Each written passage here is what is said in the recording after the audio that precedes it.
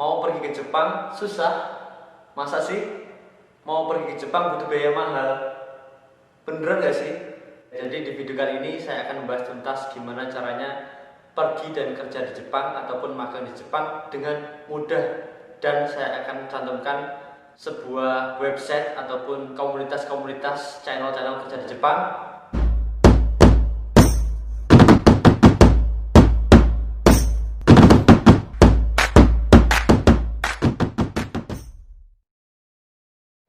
Oke, ladies and gentlemen, jadi seperti apa teknik cara untuk menentukan untuk mencari channel-channel sebuah pekerjaan yang ada di Jepang itu sebenarnya sangat mudah sekali, Pak. Jadi jangan lupa subscribe di Bimang Kanzaki channel dan juga follow Instagramnya di Bimang Kanzaki.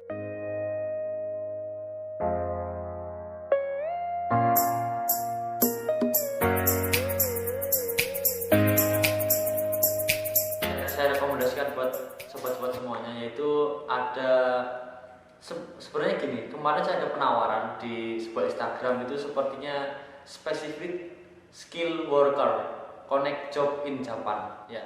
Oke, jadi kalau sobat pengennya yang lewat Facebook ya, kalian itu cukup di info job Japan atau info loker Jepang, atau mungkin ini ada lagi komunitas yaitu IMM Japan ya. Itu kalau kamu cari di Instagram itu namanya hampir sama aja, info job Japan atau worker in Japan ya. Jadi di situ tuh banyak sekali sebenarnya, banyak kalau kamu ingin searching gitu. Kamu kalau benar-benar niat pergi ke Jepang, insya Allah pasti bisa pergi ke Jepang.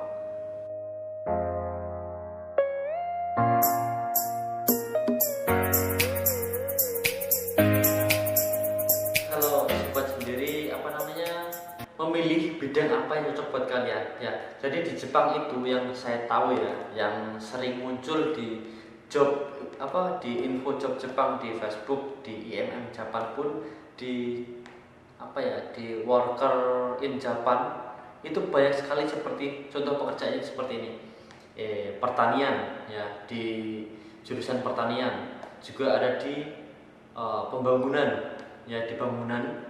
Juga ada yang di perawat ya, perawat seperti lansia-lansia itu di Jepang. Kemudian ada yang di perusahaan, kayak seperti perusahaan perusahaan perikanan ataupun perusahaan sebuah pabrik-pabrik kayak gitu kan, pabrik makanan, kilat makanan yang cepat, makanan lekas saji itu. Kemudian juga ada yang di kapal gitu.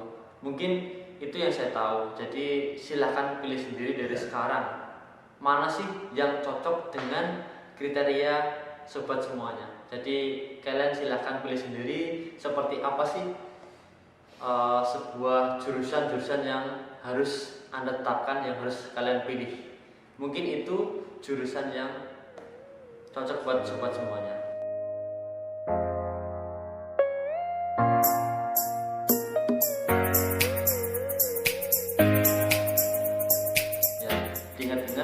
Cara yang pertama yaitu mencari channelnya dulu di Facebook, di Instagram maupun di YouTube pun.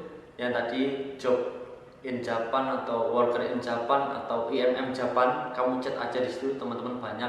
Kemudian yang kedua, kamu pastikan di LPK itu, LPK tadi yang memberangkatkan sudah berhasil memberangkatkan berapa orang gitu, sudah berhasil memberangkatkan setiap tahun itu sudah berapa tahun gitu, sudah terbukti memberangkatkan apa belum. Kemudian kamu tanyakan soal visa ya, visa kamu tuh visa magang atau visa kerja, ataupun nanti takutnya hanya visa visa pariwisata yang seminggu, itu kan bahaya ya. Kemudian yang keempat, jangan lupa tanyakan soal gaji. Kalau kamu sudah berhasil pergi ke Jepang, gajinya berapa dan kontraknya itu berapa tahun gitu ya sobat. Terus kemudian yang kelima, soal biaya. Biaya ini penting ya. Kalau dibilang gratis, saya kira kurang paham juga ya kalau gratis ya. Soalnya ini sangat diperlukan buat kita, biaya makan waktu kita belajar bahasa Jepang itu ya, kayak ada di asrama gitu. Kita belajar bahasa Jepang, kita butuh makan, kita butuh biaya hidup di situ. Buat makan kita sendiri, biaya hidup gitu biaya hidup kita sendiri, buat tempat tinggal ya, biaya tempat tinggal kita sendiri di waktu belajar itu ya. Jangan sampai kamu berani membayar semua puluhan juta gitu ya, uang muka di depan, itu jangan sampai ya, takutnya nanti penipuan atau gimana ya.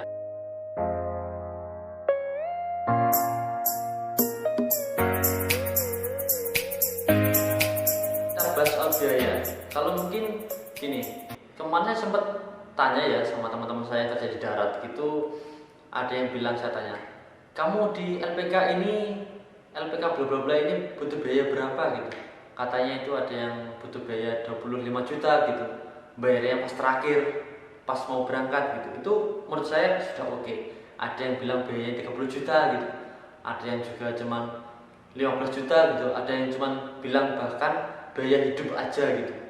Jadi biaya hidup saja ya berarti seperti bayar buku gitu kan, biaya makan, biaya tempat tinggal kalian sendiri waktu belajar gitu kan, juga mungkin waktu keperluan-keperluan yang untuk belajar kalian gitu. Mungkin itu aja sih.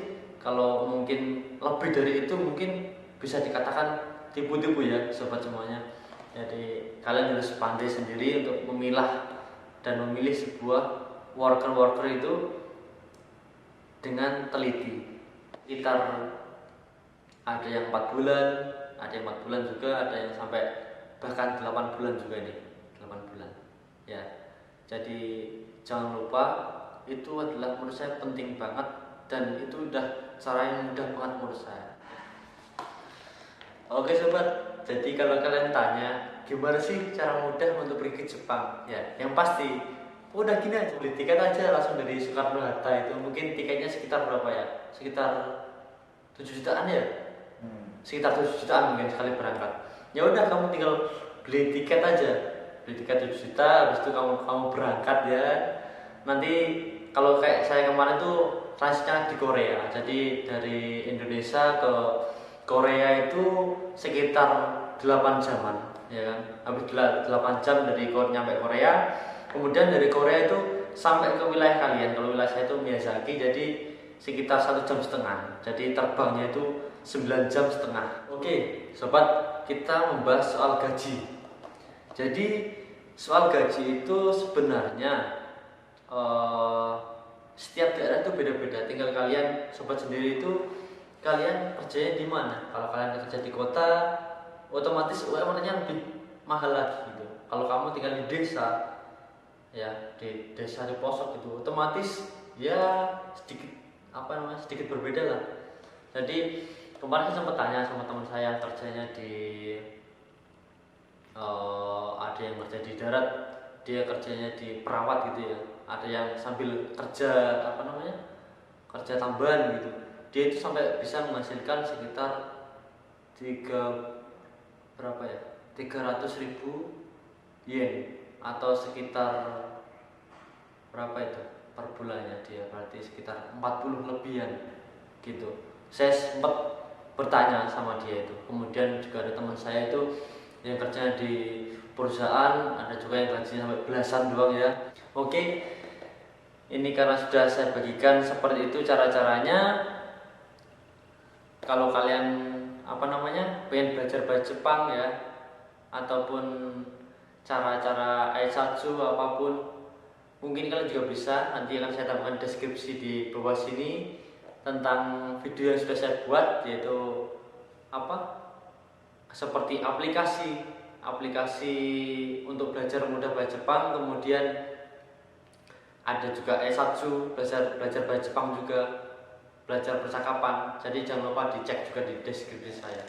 Oke, mungkin itu saja. Jangan lupa di like, subscribe, dan di share ya. Kalian juga bisa DM di IG saya di Bima Kanzaki, nanti ada di bawah sini. Kalau ada kesalahan dari video saya ini, saya mohon minta maaf karena saya juga pun belajar. Jangan lupa komentar ya, kasih saran ataupun kasih saran positif buat kita, buat saya biar saya semangat buat video. Dan juga jangan lupa di subscribe channel ini. Oke, Bima Kanzaki.